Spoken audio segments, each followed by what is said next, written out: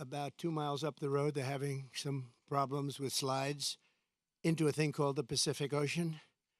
And a lot of people would like to hear about it and what the mayor's doing to get it remedied, and he'll take care of it. So, John, please.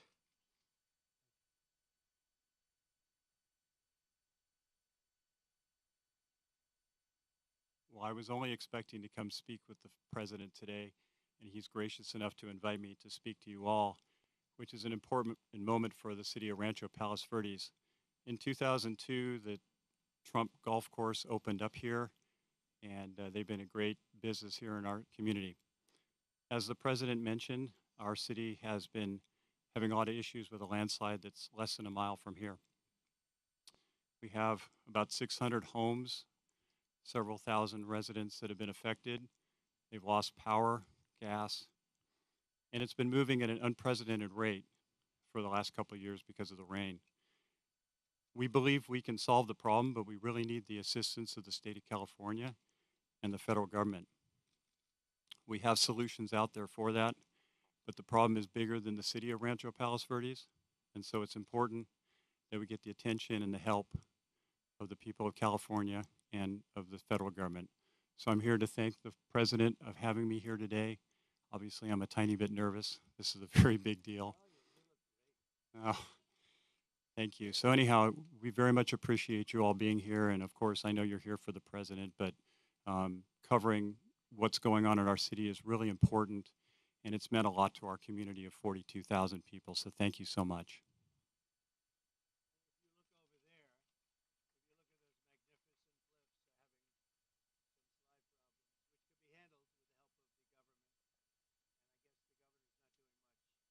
He doesn't do too much, but you have a lot of people living over there, and I think John would like to see the help of the state government and the federal government, and so far they're missing in action. Okay? Thank you very much, Chief. Appreciate it. This is Trump National Los Angeles, and it's been a tremendous success for a long time. I guess Lily would be 18 or 19 years, I think, right? And I built it, and I have a little bit of a motto, but we never have to advertise because it's always loaded up with golfers, very good golfers. It's a world championship course. It fronts on the Pacific Ocean, as you can see. It actually fronts, very few courses front on the Pacific Ocean. There's Pebble Beach and there's some others, but I always say I have the ocean, Pebble Beach has the bay. The ocean's better than the bay. And this course is one of the best courses anywhere in the world, and it's done really well, and we've had a lot of fun with it, so it's been great. It's a major property, as you can imagine. We do also lots of weddings and lots of events, and in the ballroom right behind you. And people get married literally on a nightly basis looking over the Pacific Ocean. So we have something that's very special. We're proud of it. Well, thank you all for being here. Before we begin, I want to express my support for all of the families affected by the landslides in Rancho Palos Verdes. The slides are something can be taken care of. This area is very solid. But you go down a couple of miles down, you'll see something that's pretty amazing. The mountain is moving, and it can be stopped. But they need some help from the government, so I hope they get the help, and I'm sure John will have the help. And I want to thank the mayor for the great job he's doing. I tell that to the people, what a great job he's doing.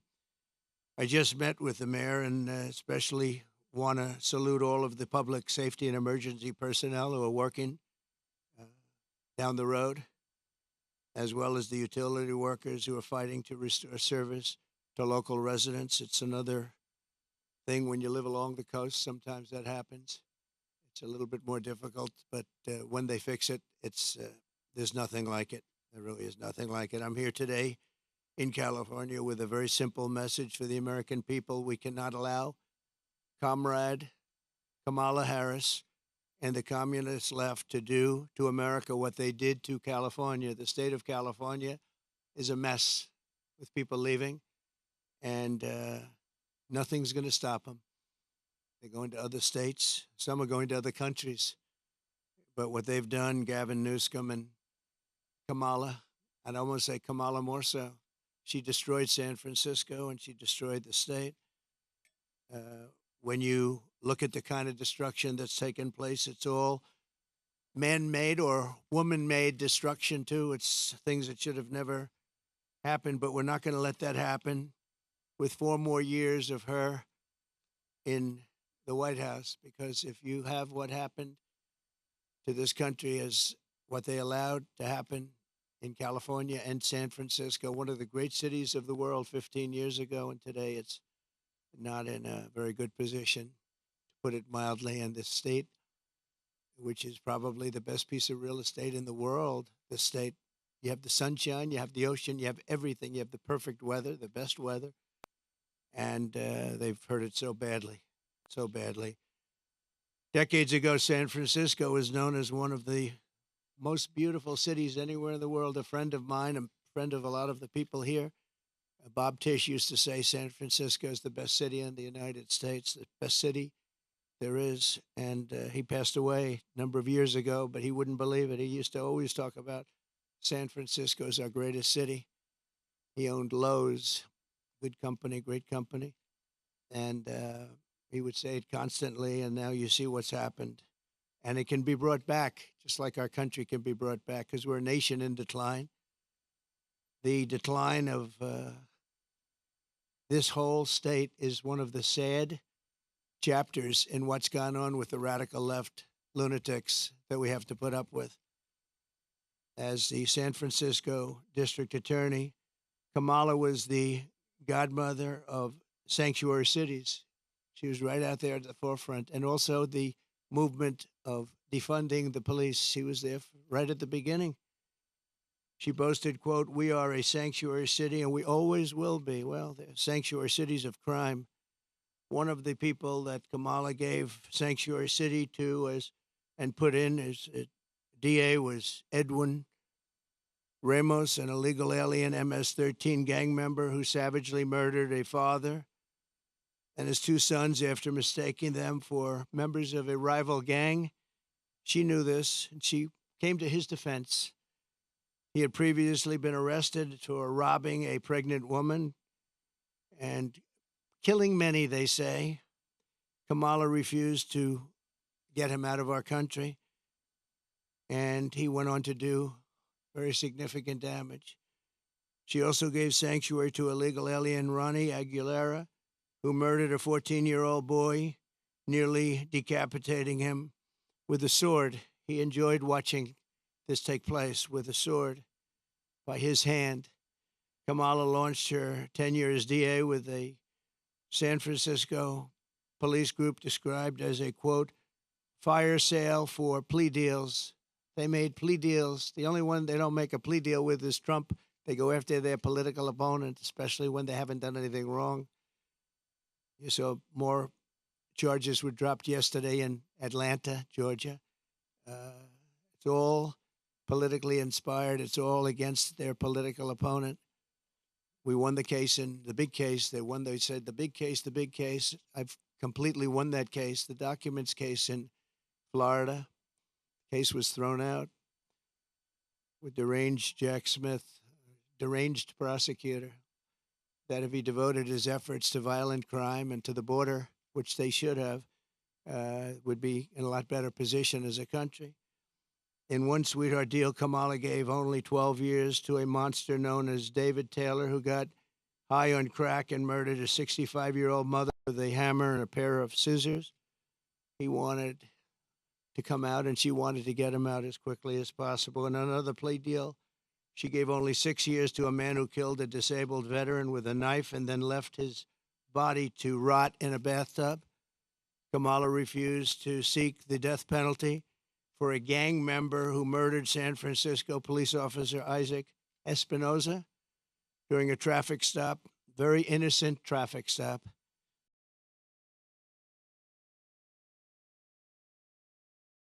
To explain her decision, why would you do this? Why would you give such leniency to somebody that just killed his officer's son? A major, the San Francisco Police Officers Association has refused endorse her. Single race since she became district attorney. The police don't endorse her. She's got virtually no endorsements now, but I have almost every police group in the United States. We just got the endorsement of almost 400,000 police. You saw that. And just police group in the country. The endorsement just about every single police group in the United States. And unadulterated, they are so happy to endorse. After Kamala Harris and Gavin Newsom took charge of San Francisco, homelessness increased by over 200%. While Comrade Kamala Harris was Attorney General of this state, murders rose significantly. Car thefts went through the roof. Gun assaults rose at levels never seen before.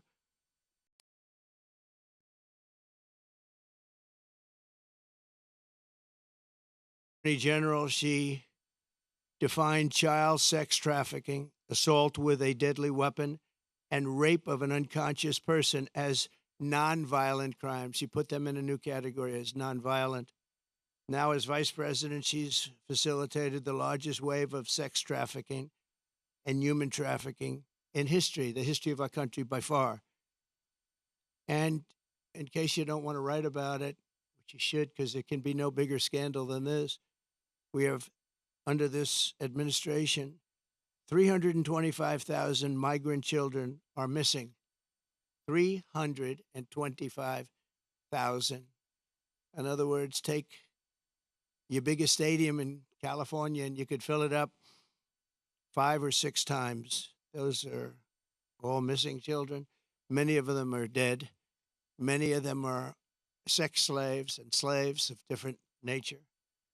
But her destruction of the law and order in California did not end there. In 2020, Kamala Harris proudly endorsed defund the police. We're going to defund the police. Anybody that was even in favor of defunding the police for 1 month, let alone her entire career, should never be president of the United States. She supported a plan to cut the LA Police Department by at least 150.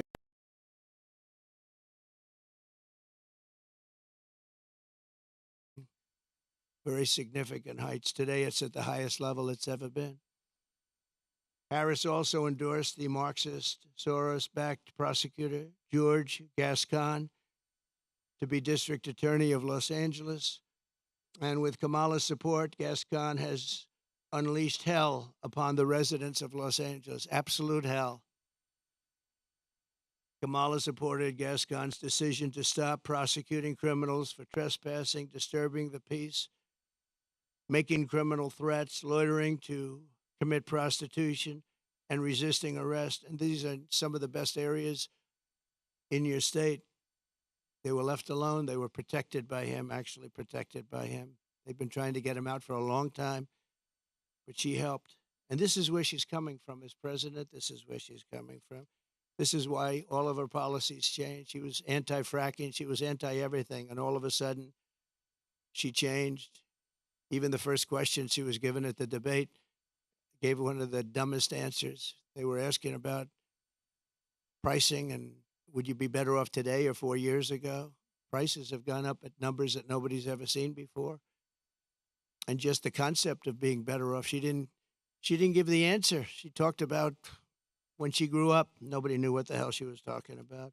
And based on the polls, it didn't work because Rasmussen, as you probably saw, just came out and they just lifted me up by 6 points for president, which is one of the biggest increases they've ever had in one little short period of time of a couple of days, up 6 points.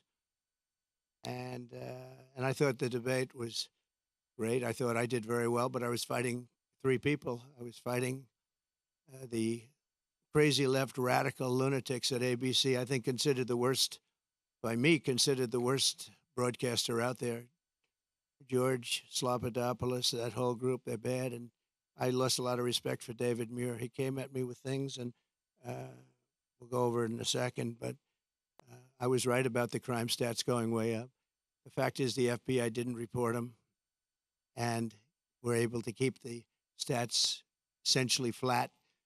But the new numbers came in. I guess somebody in government likes me because the new numbers were just released, and you'll see the kind of numbers that we're talking about went not only up, but up at record levels like nobody's seen before when everything was included. And thanks to Kamala, since 2020, crime and drug overdose deaths here have skyrocketed by 40, 50, and 60%, and murder has reached an all-time high. We don't want this for our country. That's why I'm doing this. I don't like doing this, other than I know you all have the nicest view you're going to ever have. But somebody's got to explain this one. There's a radical left, Marxist, communist, fascist. As borders are, she then launched a colossal invasion of California's southern border. Just yesterday, the Wall Street Journal reported that a Venezuelan gang is expanding its deadly reach in the United States. First sentence of the story begins, U.S. law enforcement officials have watched with alarm the spread of a Venezuelan gang known for dismembering people. Dismembering people, right? Dismembering people. From Chile to Colombia, they're all over the place. Now they're in our country.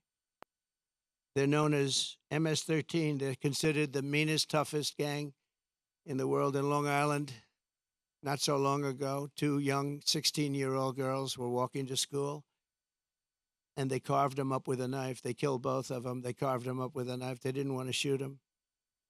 And we got them out. I got them out so fast, and we did a big number. And I wanted to thank ICE while I'm at it, because ICE has been unbelievable. Border Patrol has been unbelievable. And she wants to get rid of ICE. She wants to dismember ICE. She wants to take them out.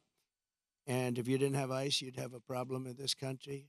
ICE would go in. I remember in Long Island with us, they had a gang that was brutal, MS-13 gang.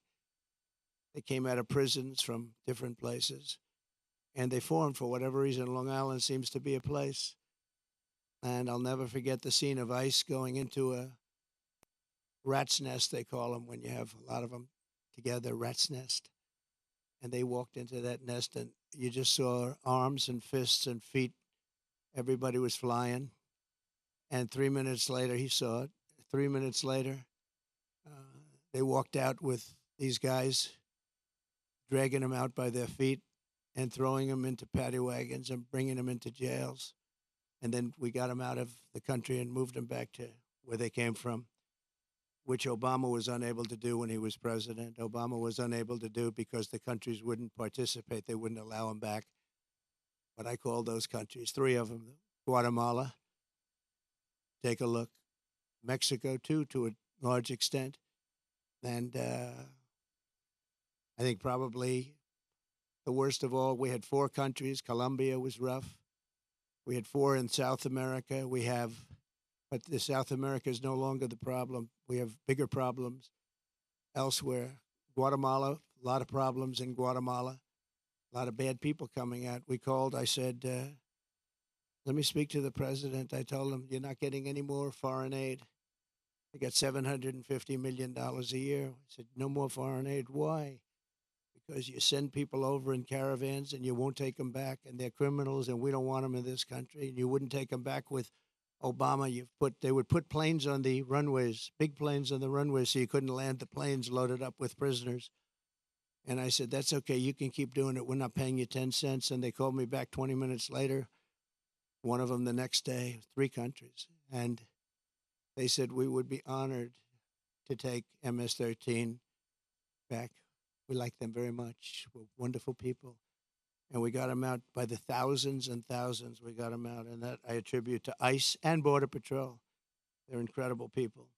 Not only is Comrade Howard, I mean, if you take a look at this, but not only is Comrade Kamala allowing illegal aliens to stampede across our border, but then it was announced about a year ago that they're actually flying them in. Nobody knew that. They were secretly flying in hundreds of thousands of people. Some of the worst murderers and terrorists you've ever seen. They were taking anybody that wanted to come in. And they're flying them in. So when they tell you about their borders a little bit better than it used to be, they only did that for election reasons. Not good, but it's a little bit better. But they don't tell you that The flights are still coming in here, bringing in thousands and thousands of illegal aliens, and they're being dropped into the midsection of our country because all states are really border states right now. And I'm the border president. I solved it in 2016, probably got elected because of that in 2016. And really, there was nothing to do in 2020. I said to my people, I want to talk about the border, what a job I did. They said, sir, nobody cares you did it. It was good. We went from a terrible border to a great border very quickly. I did a great job. And then I come in and I look at what's happening now, and the only difference is that the border in 2016 was 1/20th what it is now. We have the worst border in the history of the world. There's never been a border like this. And I want to be the border president, and I hope you call me the border president because I'm going to show you what a border security job we can do, and we're going to do a job like never has been done before. There's never been a border like this. I believe the real number is 21 million people are here, and many are thugs, criminals. And remember this, if you go to South America and if you go to these countries that have taken their prisoners out of their jails to empty their jails and dumped them into the United States like we're a dumping ground, you're going to see their crime rates have gone down by 50, 60, 70, and 80%. If you look at Caracas, Venezuela, they took their criminals and drug dealers and rapists off the street and they dumped them into the United States of America. Dumping ground, they call it. We're a dumping ground for Venezuela because we have stupid people running our country. And you think Biden's bad? This one's going to be worse than Biden. Over the past 3.5 years, Kamala has resettled 500,000 illegal migrants from Haiti into American communities, including over 200,000 who Kamala has illegally flown into the United States by airplane when they couldn't get through the border because the border guards backed up.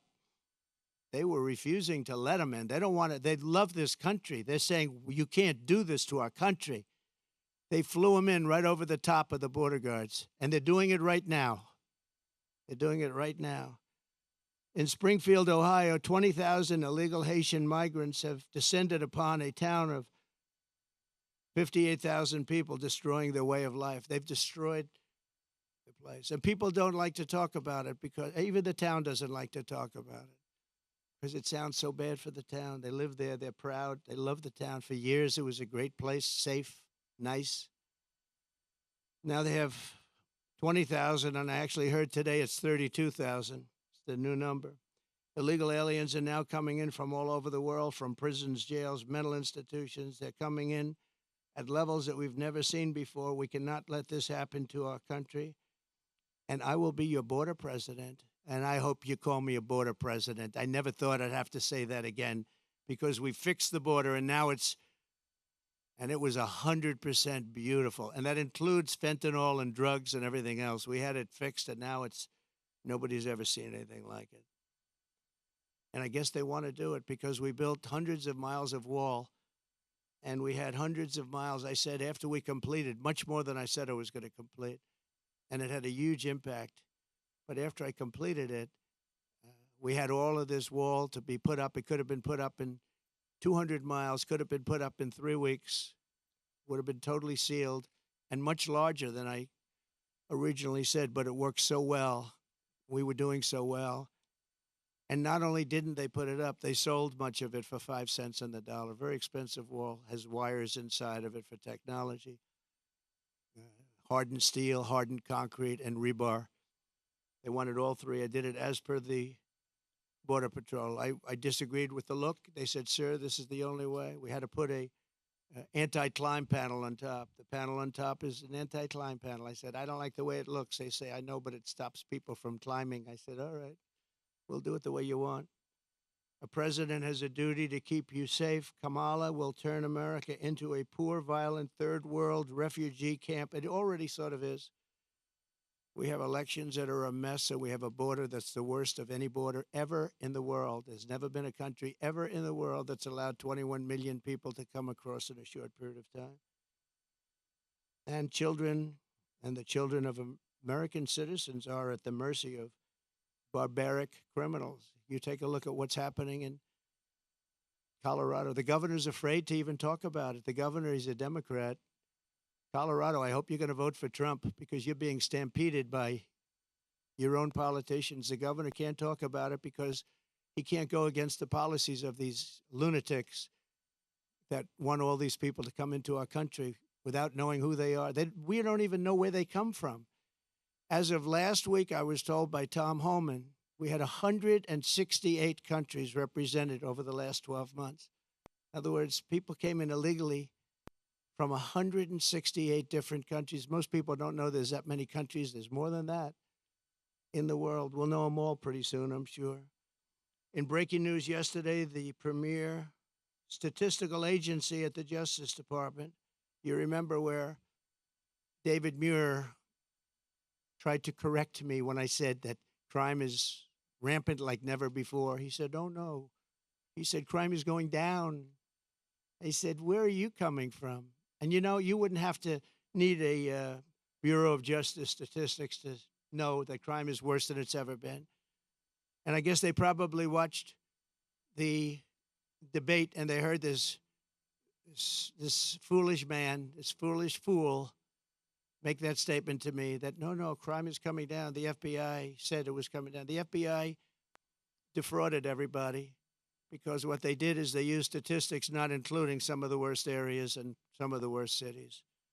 So the real numbers are from the Bureau of Justice Statistics, and they just released it. So I think they probably like me because they wanted to defend me from people that are not smart, from a guy who has good hair but not as good as it was 5 years ago, to be honest.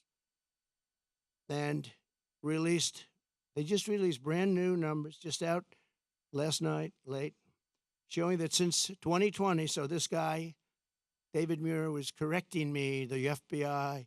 Now, the FBI defrauded, just like they defrauded on the jobs, 118,000 jobs that didn't exist. The FBI, in this case, defrauded. So violent crime, just out, nationwide is up 40%. Rape is up 42%. Car theft is up 42%. Aggravated assaults are up 55%. And violent attacks on strangers are up much more than 61%. So those are your numbers. See, those are the numbers. Now, I think he corrected me 11 times. Of the 11 times, I don't think he had the right to correct me at all. Didn't correct her once. Like on Project 2025, I have no idea about, it had nothing to do with me. He didn't correct her. He knew that. Charlottesville, nothing was done wrong. All you had to do is read my statement one more sentence, and you would have seen that. Sean Hannity, Laura Ingraham, Jesse, all of them, Greg Gutfeld, they all took that and they corrected it many times, but they keep coming with the same lies. I'm going to save Social Security, and I'm going to make it good, and we're not going to raise the age, just as I did for 4 years when many Democrats wanted me to do something about it. And she'll go around saying, oh, Trump is going to do bad things to Social Security. No, she's going to do, because she's putting these illegal immigrants onto Social Security, onto Medicare, and she's going to destroy those programs, and the people are going to have to pay. But I'm going to save them. But David Muir said exactly, I quote, President Trump, as you know, this is after I made the statement that crime is at record numbers. President Trump, as you know, the FBI says overall violent crime is coming down in this country. Now, anybody that says it's coming down, when you look at all of the migrant crime and all of the other crime, and this doesn't even include most of the migrant crime. So it's up 55, 65, 75, and 85. In one case, one category is up 89%. And these numbers have just been released by the government. I appreciate the person that released them. I think he came to my defense, actually. But the people understand it. In fact, he was wrong. The FBI totally fudged the numbers. And I really believe it's actually a fraud what the FBI did. It's a fraud. And it was a fraud when the administration, I call it the Kamala, because I don't even know who our president is anymore. Where is this guy? They took it away. This was an overthrow of the president of the United States. This was a coup. He got 14, think of it. He got 14 million votes. She got no votes. She was the first one that lost, and now I'm running against her. They went in. I was 19 points up in the poll. I saw their poll. They went up after the debate with Biden. I have debates with everybody. But the first debate, we had two debates. We didn't have one. First, I had Biden, and he was 19 to 21 down. And they went, that's when they went, and they said, you can't win. You're going to get out. And he said, no, I'm not. I'm not going to get out, which was his right to say. They said, well, if you don't get out, we're going to execute the 25th Amendment. And he said, like I said, I'm going to get out. And he hates her beyond any, I think he hates her probably almost as much as he hates me. I think he still hates me a little bit more. But he hates her. He hates her. He hates what she did. And, you know, when they talk about democracy, well, that's not democracy. He had 14 million votes. She had none.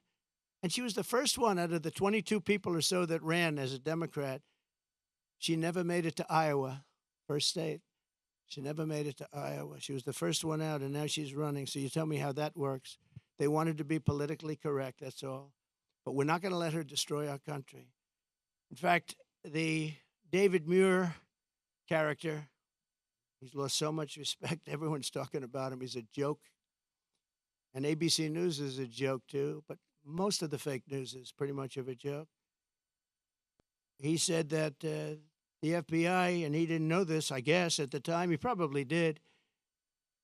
But the numbers and the cities that weren't included in those numbers were Chicago, Los Angeles, San Francisco, Oakland, New Orleans, and many others of similar crime numbers. In other words, so they didn't include the worst crime numbers in the country. Look at those numbers. Chicago's not included. Los Angeles not included. So they could say the numbers are flat, but they didn't include the big boys. And that's a fraud on the public. And as I said, it was a fraud also, just like with the so it's 818,000 jobs that they said existed that didn't exist. And they thought they could hold the number off until after the election, anytime after November 5th, but that didn't work out because they had a whistleblower that released the numbers. And then you have Kamala's claim that she worked at McDonald's. She never worked at McDonald's. It's a lie. They went in, they investigated it, and the fake news won't report that. They won't report it. The only one that reported it was Fox, but the fake news won't. She never worked at McDonald's. She said she stood over those French fries when they were being fried, and it was so tough work. She never worked there. She's a liar. She's a liar. But the fake news ought to report she's a liar, because that sounds like a little thing, but it's a big thing, because it tells you they lie. They lie about everything. They lie about statements on the military. Nobody loves the military more than me. She got up today. She said things that were just lies. She's just made up. What's bad for Trump? Oh, this would be, say something bad about the military. Oh, he said bad about the military. Just like McDonald's, a total lie. That's the way they do it. And her VP choice, I think, will go down as a catastrophic choice. Now, maybe I'll be wrong. I'll let you know on November 6th. But I can't believe that that guy is an asset. They had other people that would have been. Comrade Kamala Harris and the communist left have also destroyed the economy and the quality of life all across this state and all across our country. As vice president, what she's done to our country is not even thinkable. California has the highest inflation, the highest taxes, the highest gas prices, the most illegal aliens, the most regulations, the most expensive utilities, and it ranks as the third worst state to start a business. It also has the most people leaving it. I love this place. Look at this. I own this. No partners, no mortgage, no nothing. I own it. And I'm talking so badly about the state. It hurts me to do it. I would never do this except for the fact that I'm running for president and I want to save the country. So I'd rather sacrifice this than lie or not speak. But think of it. I'm knocking the hell out of the state of California. I'm saying how bad she was and what a bad job she's done. What a horrible Governor Newsom has been. He's been horrible. So many people leaving. And I'm hurting my own property. And that cost me lots of money. but it's okay because this is unimportant compared to saving the United States of America. So I do it for that reason. But those are the numbers, what Kamala Harris's policies will do to America. The cost of living here is nearly 40% higher than the national average, and the cost of housing is 97% higher, and the national average is through the roof. And it all took place in the last 3.5 years because I had no inflation, essentially no inflation. And it stayed that way for 2 years. So it wasn't like, oh, gee, it was ready to pop. No, we had it done. We had it down to a science. We had no inflation, 1.4%, which is perfect. That's better than no. That's a perfect number. If you go to the economist, they said, because you want a little bit, but you don't want much. It's a perfect number. It was perfect. The country was perfect. We were drilling. We were taking it out. Now we're buying our oil from Venezuela. It's not even believed. It's interesting. They give him billions of dollars now, Maduro, the dictator. I call him the owner of Venezuela. They give him billions and billions of dollars, but then they foreclose on his plane. They take away an old junky plane. It's not a good plane. They take away an old junky plane. And I said, well, it's okay. He'll buy a much better one. We give him, think of it, a country takes away his airplane, but pays him billions of dollars for their oil, which is the worst oil on the planet. It's tar. And it has to be refined. There's only one plant in the entire world that can refine that junk. And you know where it's located? In Houston, Texas, for the environmentalists. So Houston, Texas is refining tar, and that stuff is going up into the air. But it's the only place in the whole world that can refine that very bad stuff. The state is rapidly going busted with a record $68 billion budget deficit last year, $68 billion deficit for a state. And the government is so incompetent that it costs $1.7 million to install a single public toilet in San Francisco. They built a toilet for $1.7 million. And it's not even nice. I saw pictures of it. I built this whole thing for less than that. Unsurprisingly, more Americans are now leaving California than any other state in the union, and over 500 companies have left since 2020. It hurts me to say it. Look, I have this unbelievably valuable asset, and here I am knocking the hell. I'm sitting here thinking, and I know this, I've known it for every time I speak badly of New York. We have a very bad attorney general there. She's a political hack who got elected saying, I will get Trump, I will get Trump, I will get him, Letitia James. And they had a phony case where they value a house that's worth $1 billion to $1.5 billion at $18 million. The judge was corrupt. And she's corrupt, very corrupt person. It's a political hack. And then we have the other cases that they're all headed up by the White House. They sent their people in, one person in particular, but they sent their people in to head up the cases in the state. They sent their people in from the DOJ in Washington, highest officials, to go to Letitia James, work there, get that started, and then go to the DA in Manhattan. But I think the appellate courts are going to see what's happening. I really do. I believe in that. But it's hurting New York because businesses are moving out of New York because of it. They used a consumer fraud statute, which has never been used before for this, to get me in New York. And I had no jury. You can't have a jury. You're not entitled to a jury. Nobody's ever seen anything like it. But I'm sure, I feel sure that the appellate courts will come in and defend, because otherwise our country is finished. A thing like that can happen. And no company wants to move into New York because of it. Very, very bad for New York.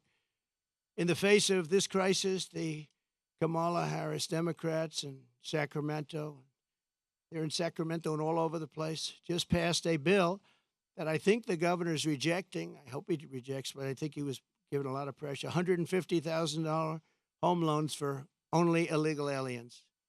But the fact that it even passed, I would imagine he'd reject it if he hasn't already done so. They also passed a law that allows state authorities to take children from their parents if they don't, quote, affirm their child's gender identity. When Kamala Harris said the values that she has have never changed, I really think that was probably the only true statement that she made. They've stayed true, and you look at what they are.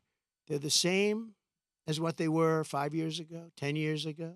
They want to confiscate your guns. They want to take your guns away. They're going to take your guns away if I'm not elected. Anybody that owns a gun, if you vote for them, you're crazy. Any Jewish person that votes for Kamala is crazy. She wouldn't go to see the Prime Minister of Israel in Congress. Think of that, because she had a sorority party, which she considered to be more important. It's a big deal when a Prime Minister comes to Congress and speaks, and she doesn't want to go because she's at a sorority party. But that wasn't really the reason. The really reason is that she hates Israel. And I say that Israel will not exist in 2 years from now if she's elected president. And she'll be very happy if that happened. Israel will not mark me down. You know, they have a hat, and I didn't put it. They say, you know, Trump was right about everything. I've been right about everything. So I end on that, and I just want to say that I'm going to hopefully be elected. Polls have gone way up since the debate. I'm going to be reelected and come in for a second time. We did, as I said, much better the second time than we did the first, but some bad things happened. But we're doing it now, and more importantly, I'm looking to the future. We're going to make our country bigger, better, greater than ever before. We're going to turn it around. We're going to get rid of the criminals that have been allowed to come into our country and prey upon our citizens, their children. We're going to get them out. And it's an honor that you're here. If you'd like to take some questions. Two questions. On the debate, first of all, I know you've said that you will not do another debate. Some of your own Republican allies have come out and said that you missed the mark. That you missed No, excuse me. Most of my Republican allies had said I was great in the debate. You're just like, you know, a lot of other people at Fox. Well, why don't you say most 94% of the Republicans said I did phenomenally in the debate. Some said that I could have been tougher. I don't know how I could have been tougher when I said he's the worst president and she is the worst vice president in the history of our country. 94% of the Republicans, and the only one that wouldn't, maybe a Mitt Romney or somebody like that. But we've gotten great praise for the debate. And based on the polls, like Rasmussen being up 6 today, the first poll out, based on the polls, obviously, I did well in the debate. Also, based on the debate polls, where I sometimes had, in one case, 92% win. So, you know, look, you come from Fox. You shouldn't play the same game as everybody else. Go ahead. Go ahead. What would you say to your Republican colleagues or your allies who are concerned about your close relationship with Laura Loomer? Well, I don't know what they would say. Laura's been a supporter of mine, just like a lot of people are supporters, and she's been a supporter of mine. She speaks very positively of the campaign. I'm not sure why you asked that question, but Laura is a supporter. I don't control Laura. Laura has to say what she wants. She's a free spirit. Well, I don't know. I mean, look, I can't tell Laura what to do. Laura's a supporter. I have a lot of supporters. So I don't know what exactly you're referring to. That's okay. Yeah, please. I just don't know. Laura's a supporter. I don't know. She is a strong person. She's got strong opinions, and I don't know what she said, but that's not up to me. She's a supporter. Please. Traveling with you on your plane. Okay, a lot of people do. It's a very big plane. With you. She made racist remarks about your opponent. She also espoused conspiracy theories about 9/11. Do you disavow those remarks? Well, I have to see what the remarks are. You're telling me for the first time we're here discussing the destruction of San Francisco and California by a person that's running for president. So I don't even know what you're talking about. I do know that she may have said something based on what you're telling me, but I don't know what she said. But I'll go take a look and I'll put out a statement later on. But I really don't know. Please. President, Springfield, Ohio is experiencing a migrant crisis. Will you Yes. use an event there to show the media what's actually happening, maybe a town hall? Well, we could, and maybe we'll do that. Where are you from? That's good. Very good. They're doing a very good job. Yeah, that's very good. No, I will, maybe Springfield, maybe Aurora, maybe both. We'll go there. I can say this, we will do large deportations from Springfield, Ohio. Large deportations. We're going to get these people out. We're bringing them back to Venezuela. You know, he told Biden he's not accepting anybody back. They moved all their criminals, not all of them, but the rest are moving in now. They emptied their jails in Venezuela, emptied their criminals, emptied the nests. They call them nests of bad people. They're all now in the United States, and they're now taking over cities. It's like an invasion from within. And we're going to have the largest deportation in the history of our country. And we're going to start with Springfield and Aurora. Okay? The mayor of Springfield, Ohio, the police chief, the Republican governor of Ohio have all debunked this story about people eating pets. And now there are bomb threats at schools and kids being evacuated. Why do you still spread this false story? The real threat is what's happening at our border, because you have thousands of people being killed by illegal migrants coming in and also dying. You have women dying as they come up. They're coming up in large groups. We call it a caravan. I think I came up with that name, but it's really what it is. 10,000, 15,000, 20,000 people. And you have large numbers of women being killed in those caravans coming up to this country. And then when they get here, they can go into the country and they end up being sex slaves and everything else. Those are your real problems, not the problem that you're talking about. Yeah, okay. Quick question. So you just said that you'll carry out the largest mass deportation of illegal immigrants. How are you going to have, for example, Governor Gavin Newsom or officials in sanctuary cities comply with that? Well, if you go to the people of California, they don't want to have sanctuary cities anymore. They're tired of sanctuary cities. Sanctuary cities are really blocks that protect bad people from deportation and other problems. And they're going to do it. And our federal government has tremendous power. But we're not going to let states, even like California, even though I know it's largely a sanctuary state, essentially, but we're not going to let that happen to the people of California. They want these people out. They're just as scared as everybody else. The people of Ohio are scared. The people of Colorado, you have a governor there who's very weak. He doesn't know what to do. And he doesn't want to talk about it. A lot of it, as per your question, they don't want to talk about what's happening. They say it's so bad for the city. Let's not go public. Let's live with it for a little while. Maybe it'll go away. It's not going to go away. It's going to get worse. It's going to get so bad. You know what we're experiencing now is they're just getting settled in. There's 21 million people that have come in. They're just getting settled in. It's going to get much worse. It's going to get worse at a level like nobody's ever seen before. Go ahead. Follow-up question regarding the economy. We're seeing more and more companies are shipping their jobs overseas, but Yeah. even for white-collar jobs, Right. they're having problems with that. We've been seeing mass layoffs. How would you prevent these white-collar jobs from being By lowering taxes and regulations. And what they're doing is they're seeing that every time it looks like Kamala's doing well, companies want to leave. Stock markets go down. The stock market, there's a great gentleman, Scott Bessent, who is one of the top Wall Street people. He said the market's only up because they all think that Trump is going to get elected. We had a great stock market. Even with COVID, we ended up handing over a market that was higher than previous to COVID or the China virus coming in.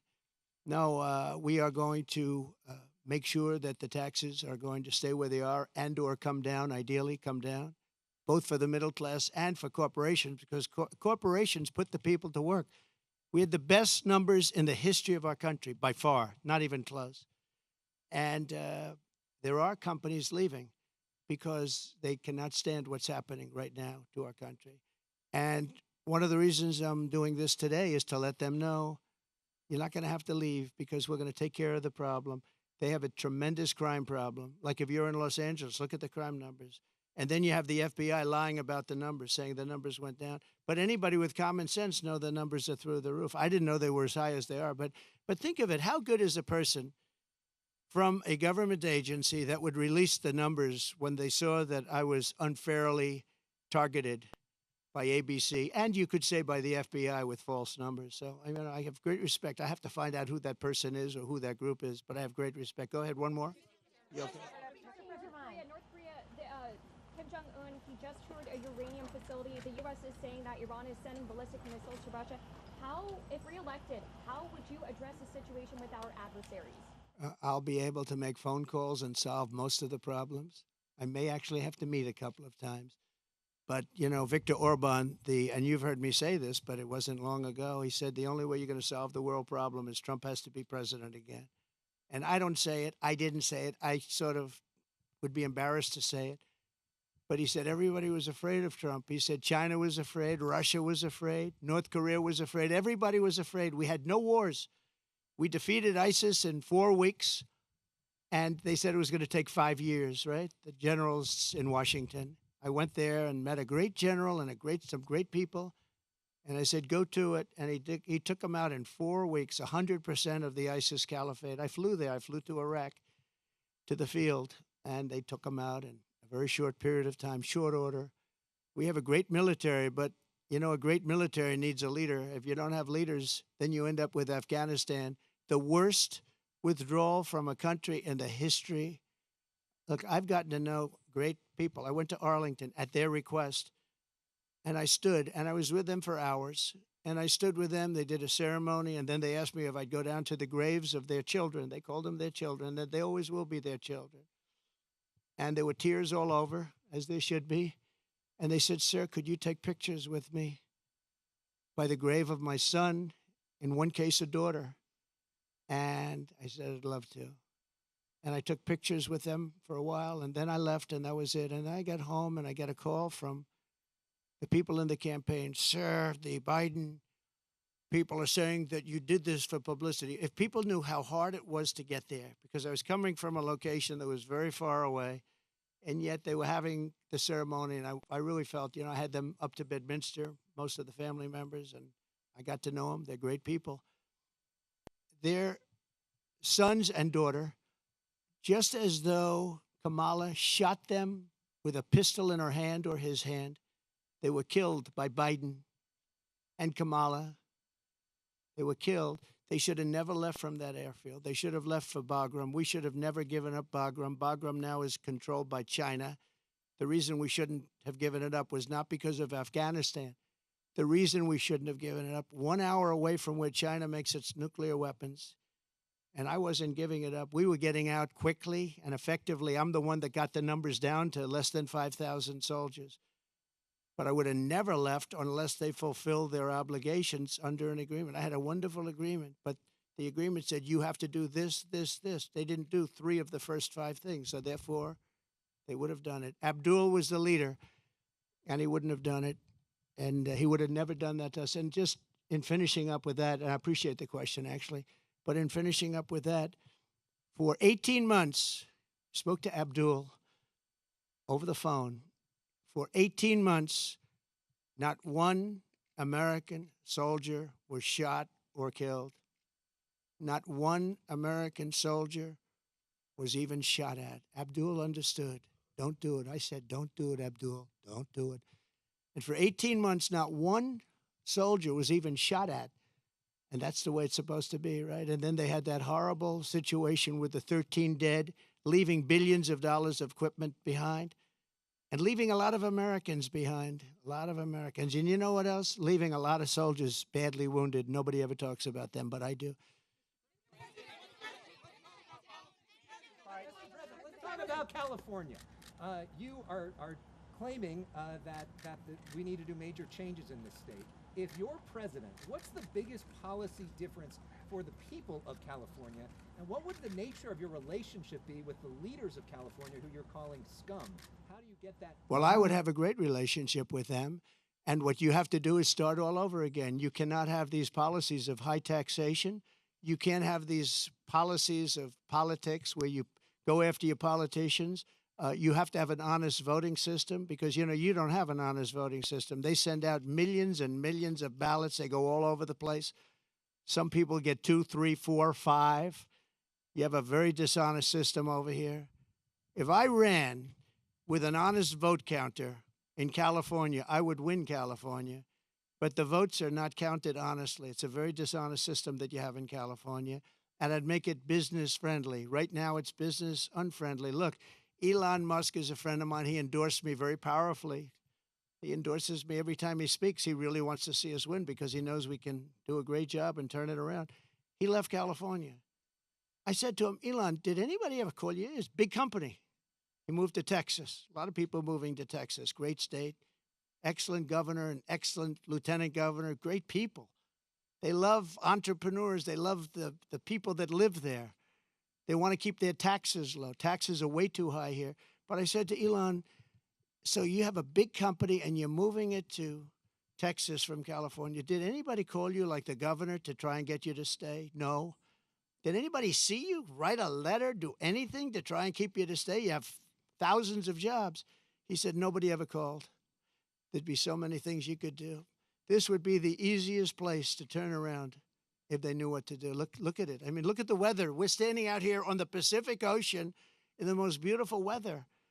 A lot of states don't have weather like this. They don't have Pacific Oceans. So it's many things you could do, but you start with lowering taxes and making it friendly. But think of it, Elon Musk, a great guy, brilliant guy, big company, lots of jobs, leaving. Nobody even calls him to try and get him to stay. I would have been on him. I would have said, let's have lunch, let's have dinner, and then let's have breakfast the following morning, right? I would have tried to talk him out of it. Yeah, go ahead, please. What value do you feel that Laura Loomer brings to you? And has nobody told you about the conspiracy theories that she is promoting? No, I don't know that much about it. No, I don't. I know she's a big fan of the campaign, but I really don't know. I would say that, well, she brings a spirit to us that a lot of people have. We have very spirited people. And in all fairness to her, she hates seeing what's happened to the country, I guess. I mean, she hates seeing what's happened to the country. So do I. It's very sad. It's very sad when I have to stand out here on my property and say how bad California is. Did you have another one? Mr. President, getting back to some questions that matter to the people of California. There are a lot of folks here who feel like they are forgotten men and women.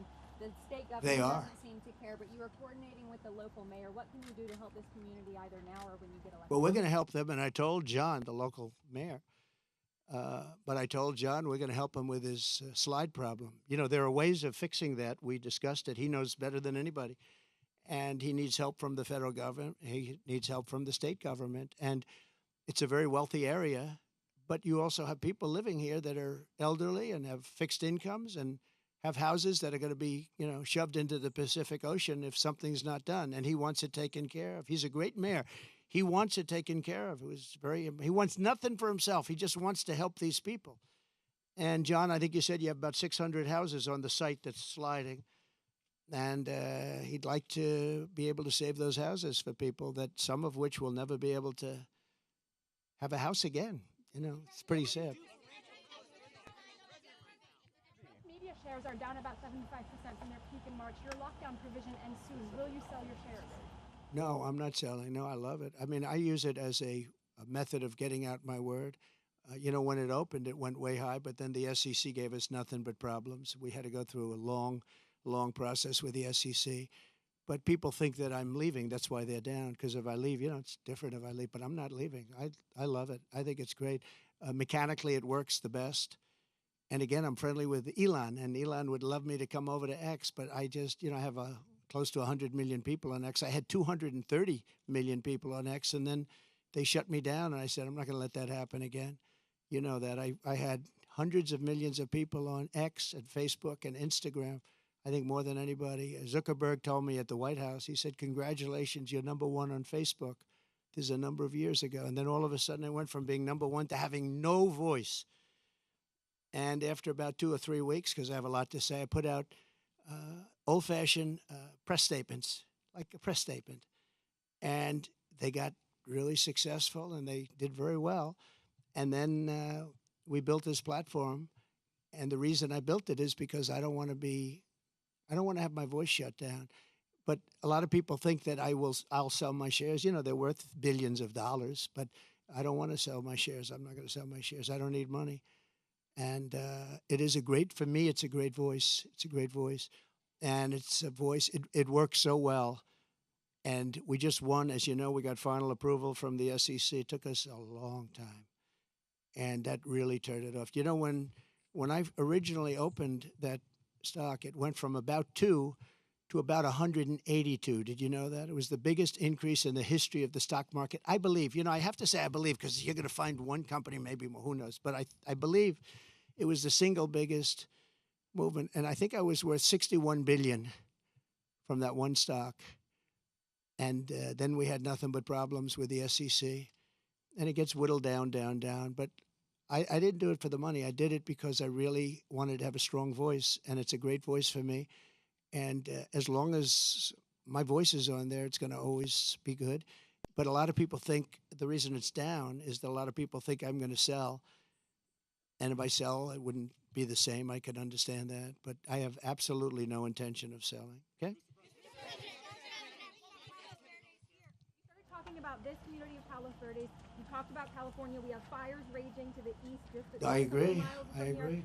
What will you do to help people in this state whose homes are being damaged again and again, or are falling, off of these cliffs right behind us, here, Yeah. or burned down, or for the people across the country whose homes are jeopardized by Okay. natural disaster?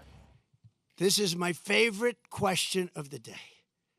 You're asking me what would I do for. Let's talk California first. Is that okay? Do you mind? So, I was riding with Devin Nunes and some congressmen 4 years ago. I was riding up north in California, and I looked at these fields. They were massive. I was telling John, right? It's my favorite question. I love that somebody would ask me this question, and I never told you to do it, right? Who are you with? Good. Spectrum. It's good. New, hot, right? It's hot. It's doing well, but that's because you ask good questions. So what happened, I'm saying why I look at this field, and it's massive, and in the middle of the field is a little spot of the most green, plush land you've ever seen. I said, and then I'd see another one, these little plots, like 1 and 2 acres, and you'd have 1,000 acres that's barren and dead and dark. And I said, what's the problem here? What is that green acreage? You know, the soil is unbelievably fertile, but they have no water. I said, so do you have a drought? No, we don't have a drought. We have the water is cut off upstate, up in the north. You know that? And the water, in order to protect a certain little tiny fish called a smelt, they send millions and millions of gallons of water out to the Pacific Ocean, way up north. Never even gets close to here.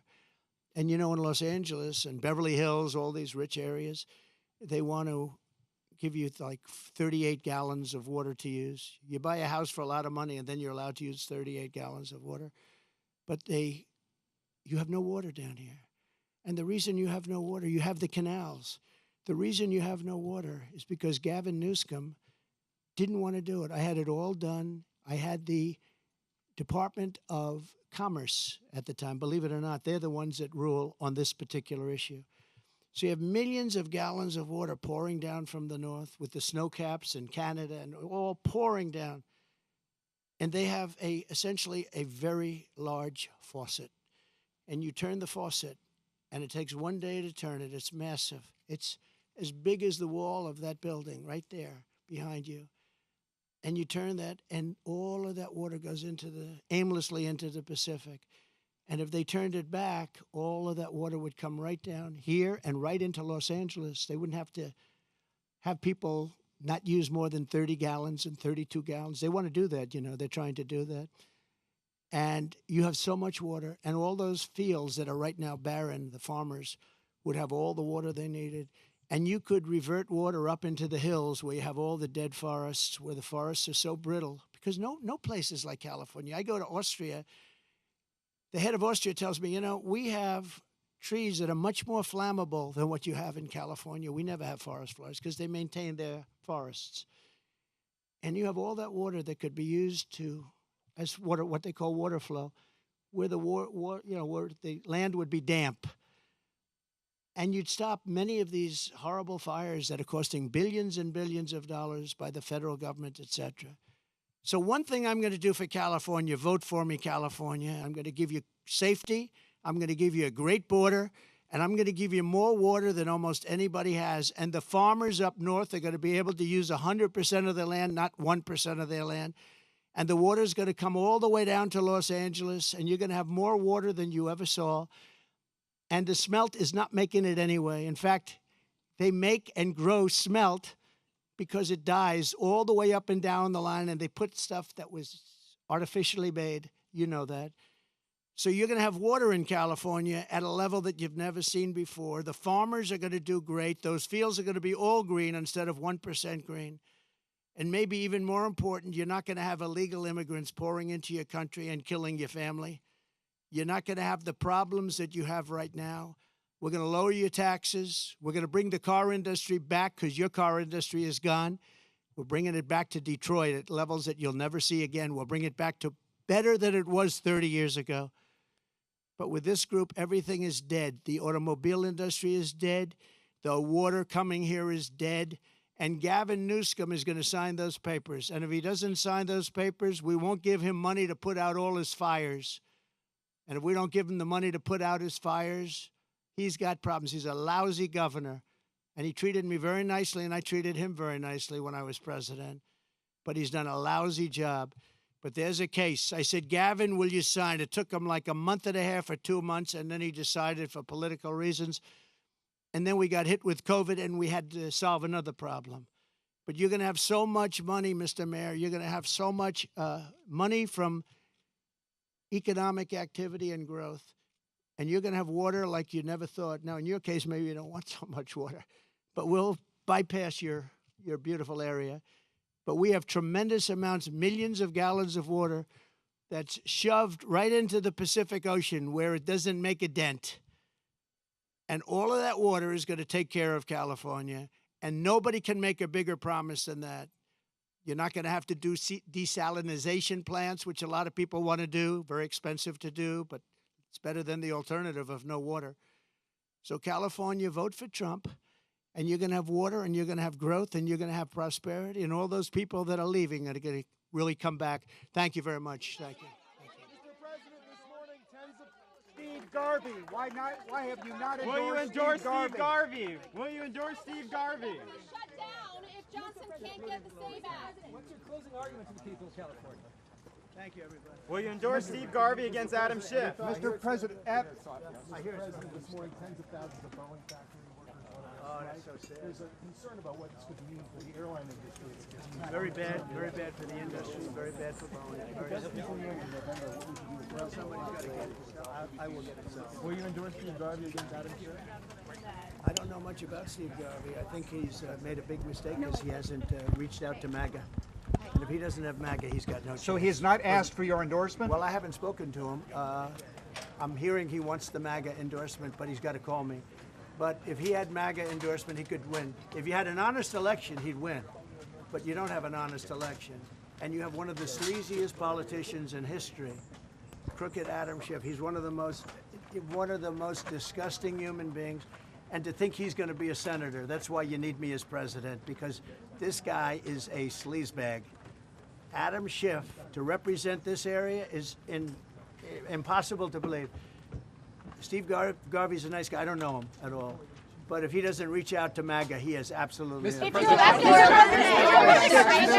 President, should the government shut down? For not being willing to debate you, and now after one debate, you say you're done. No, not one debate, two debates. One debate with Kamala Harris. Excuse me.